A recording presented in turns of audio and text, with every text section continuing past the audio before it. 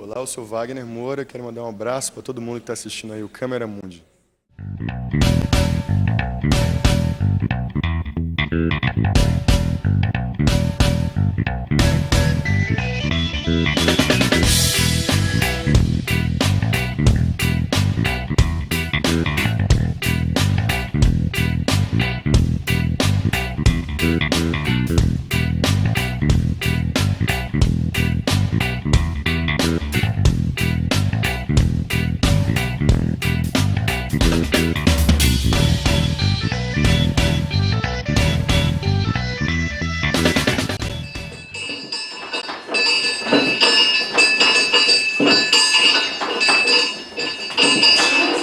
Passamos 48 horas debruçados sobre a gaivota, pensando juntos como poderíamos reforçar melhor a atmosfera, que é tão importante para o espetáculo. O primeiro ato, especialmente. O meu mais novo conto foi publicado no jornal de hoje. Eu acho que falar da Mostra Avelola, eu preciso falar um pouquinho do que é a Avelola. A Avelola é um espaço de criação teatral que tem um grupo de teatro, mas que é multidisciplinar. A gente trabalha com audiovisual, nós estamos com alguns projetos na área de documentação de processos criativos em teatro, é uma das nossas pesquisas. Então a gente trabalha com pedagogia teatral, isso eu quero dizer no desenvolvimento de maneiras da transmissão das técnicas do desenvolvimento do ator. Nós trabalhamos com fotografia, alguns projetos ligados imediatamente a teatro, ou seja, registro fotográfico de teatro, e alguns projetos, é bizarro, mas é divertido, ligados à sustentabilidade, ao meio ambiente. Então a gente lançou um livro ano passado que chama Amazônia Andes, que vai ter uma exposição agora em Lima, na Embaixada de Lima, no Centro Cultural Brasil-Peru. Então a Avelola é isso, a Avelola é um conjunto de ações. E uma companhia de teatro que hoje tem 15 pessoas. Então só nos resta rezar.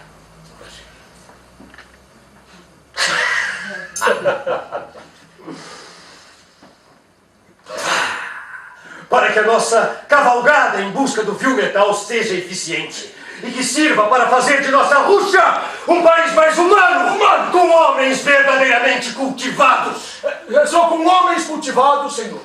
É com mulheres, não. E, bom, a Mostra Avelola surgiu porque foi uma dúvida. A gente é jovem, como nós todos somos mais velhos e já trabalhamos em teatro há bastante tempo. Mas a Avelola como iniciativa, nesse formato, ele só tem 2 anos e meio, vai fazer 3 anos agora.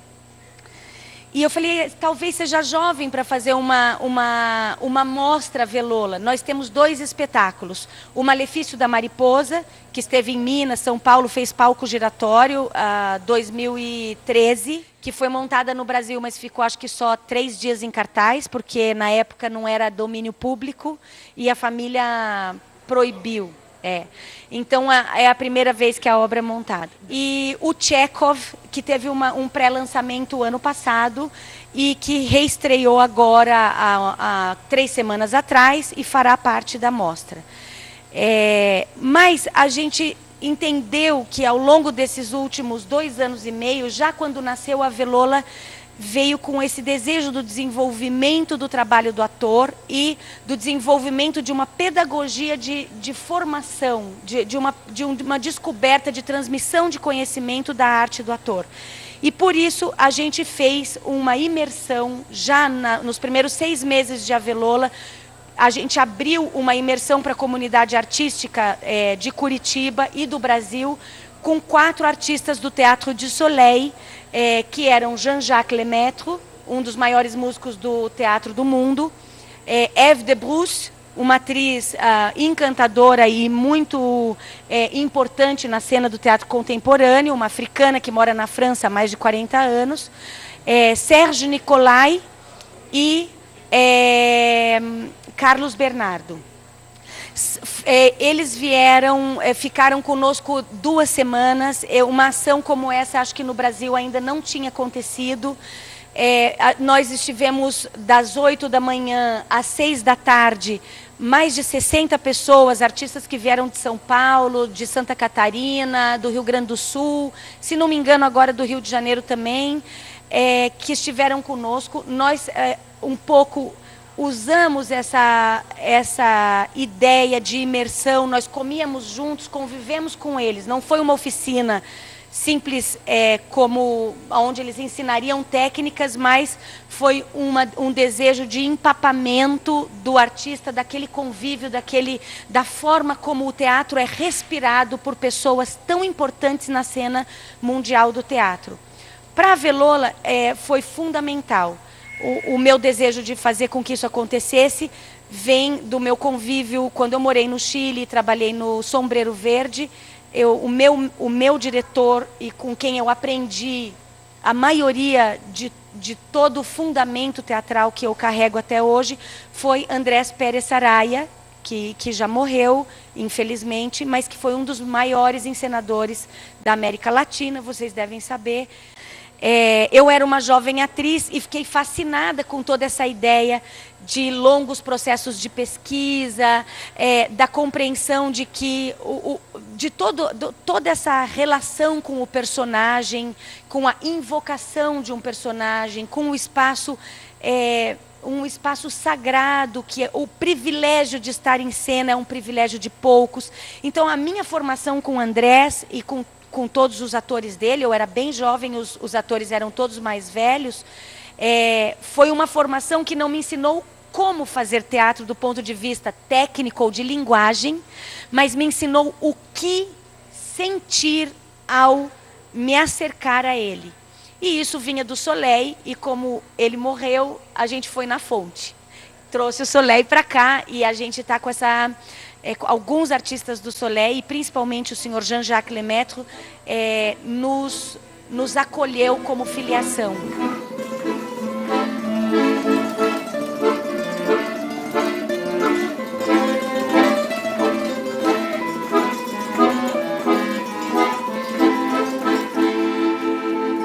O Jean-Jacques depois voltou mais 2 vezes, e na última vez ele veio fazer a música do espetáculo Chekhov. Esteve conosco durante 1 mês, nós também imersos. A gente alugou um apartamento do lado da Velola e ele trabalhava conosco das 8 da manhã até a hora que aquele senhor se cansava, que era nunca. A forma delicada como o senhor Jean-Jacques nos ensinou a entender a música para teatro, que não é uma trilha sonora, que não é um fundo musical. Ela é um personagem sempre que atua na cena como parte da dramaturgia da cena. Você ouve isso em vários lugares, mas ele faz você entender isso na prática. Bom, o Chekhov, a gente escreveu no Miriam Muniz para trabalhar em cima dos contos de Chekhov. A ideia era partir do conto Aniuta, que é um dos contos que mais me impressionava. E, como sempre, quando a gente começa uma aventura teatral, e isso é um dos ensinamentos do Andrés, a gente se lança num enorme abismo desconhecido e começa a procurar. Então a gente leu um monte de coisas, e como fazer conto virar teatro era uma angústia que não me deixava sossegada. E aí a gente se deparou com um livro que chama Cartas de um Cotidiano, que é uma coletânea de cartas da turma do Teatro de Arte de Moscou, enquanto eles estavam fundando o Teatro de Arte de Moscou. Mas é uma coletânea que você vai lendo, e se você é de teatro, é impossível não se apaixonar. São cartas especificamente que tratavam da fundação, do desejo, do sonho de criar um teatro com uma linguagem nova. E, gente, qual o grupo de pesquisa que não sonha isso, né? Porque o respeito que eles têm pelo teatro e um pelo outro, o desejo de discutir com nobreza as diferenças estéticas que eles têm entre eles, mas sempre extremamente respeitosos, delicados.